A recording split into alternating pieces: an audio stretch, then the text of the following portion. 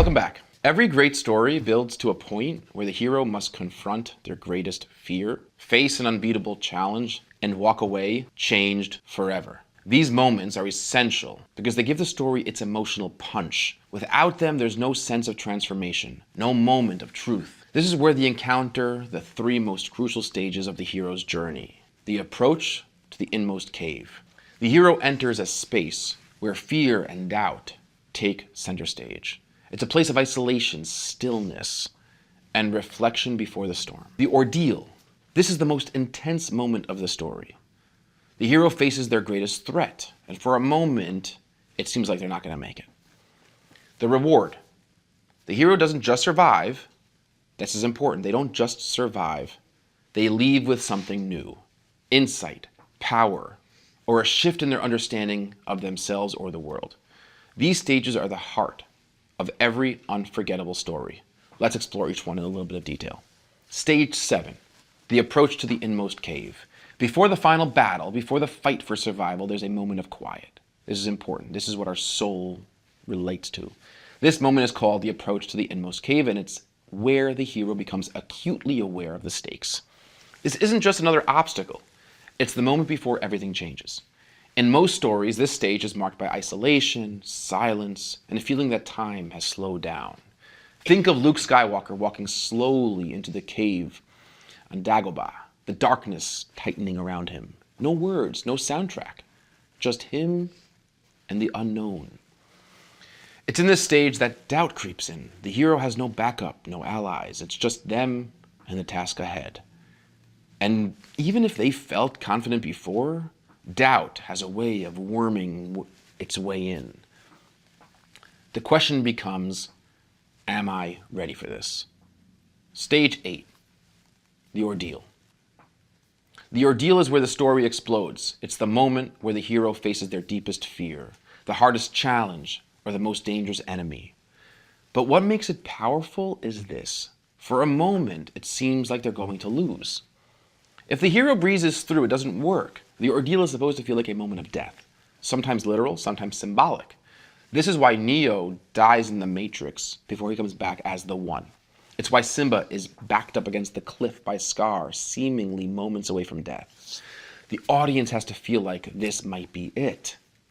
A great example of the ordeal, or at least an example of the ordeal, is in Georgie Summers and the Scribes of Scatterplot. And just talking through my own writing, right? Like how I thought through this. One of the clearest and most intense ordeal moments happens when Georgie confronts the doppelganger of his father, John Summers. It's not just a fight. I tried making it sort of an emotional gut punch because the person Georgie loves the most appears before him. But something is off. The figure stepped into the light. He wore his usual checkered button-down shirt and his usual dark jeans. He had no cane, but still walked with a limp. Georgie felt suddenly weak all over. Daddy? John Summers stood half in and half out of the light, just a few feet from the glass room.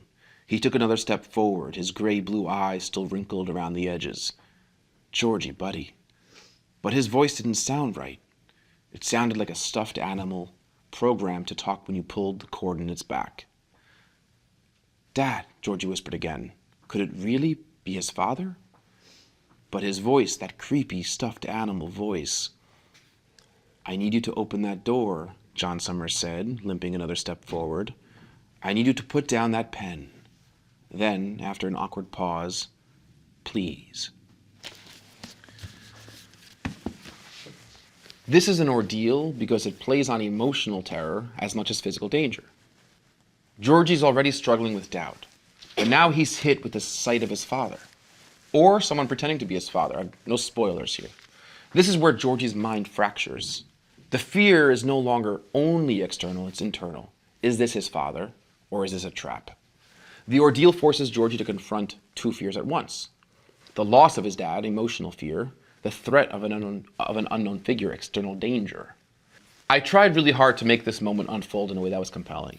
Georgie calls out to his dad, but something feels wrong. It's a trick. It might not be his father. It's an emotional manipulation that hopefully works because it's not just about survival. It's about Georgie's deepest fears, and that's what an ordeal can be about. The same technique can be seen in stories like Harry Potter and the Goblet of Fire, when Harry faces Voldemort in the graveyard. At first, Harry thinks, I have my wand, I can duel him. But then when he sees the Death Eaters closing in, the panic sets in. That feeling, I can't win this. That is the core of the ordeal. Now let's talk about stage 9, the reward. If the ordeal is death, then the reward is rebirth, conceptually speaking. This is the moment where the hero comes away with something new. It might be a treasure, a realization, or a new perspective. But here's the key, they have changed. I want to repeat that. In order for the reward to be true, compelling, and hitting the psychological notes that we're expecting in good stories, the hero must have changed. They must have learned something. The transformation, that's the key word. The transformation might be external, like Frodo earning the ring, or internal, like Harry realizing he's strong enough to face Voldemort alone. But in every case, the hero leaves the ordeal with something they didn't have before. In my book, Georgie Summers, after his confrontation that we just addressed, Georgie doesn't just survive, he sees through deception. He realizes that the greatest way to combat his villain, Eldritch, isn't just with brute force, it's with manipulation. And from that point forward, Georgie doesn't just react. He sees through trickery. He starts to think 2 steps ahead. The shift in Georgie's mind and what he's able to do actively is a reward moment in Vogler's 12 stages. The reward isn't always a physical object. In some stories, it's just a renewed belief in the self. It's overcoming psychological doubt. In the Matrix, Neo's reward is the realization that he is the one. That's not a treasure. It's a change in perspective. In The Lion King, Simba's reward isn't a sword or a magical object. It's the realization that he's ready to be king. In Georgie Summers, Georgie's reward is clarity. He figures out how to defeat the villain.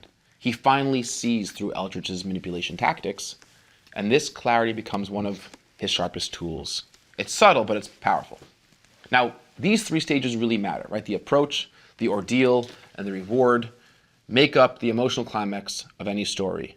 Without them, the story feels flat. Imagine watching a movie where the hero just wins without struggle. Boring.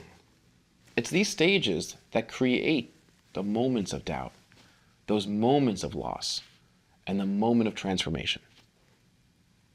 And here's why these stages matter so much. The approach builds tension. It's the calm before the storm. The ordeal raises the stakes. It's the moment where we feel like the hero might not make it. The reward gives us closure. It's proof that the journey was worth it. Build the cave with isolation and doubt. Slow down the pace before that big event. Isolation, in general, raises the stakes. The ordeal has to look like defeat. The hero has to face something that looks unwinnable. We need to feel like they're going to lose. Make the reward more than treasure. The best reward isn't a sword or a crown, it's insight or a power or transformation. This is where you're going to create the most memorable parts of your story. This is where the hero transforms. This is where your audience will lean forward, grip their chairs, and whisper, come on, you can do it. In the next module, we're going to explore stages 10 to 12, the road back, the resurrection, and the return. These stages bring the hero home, but not without one final test. We'll see you there.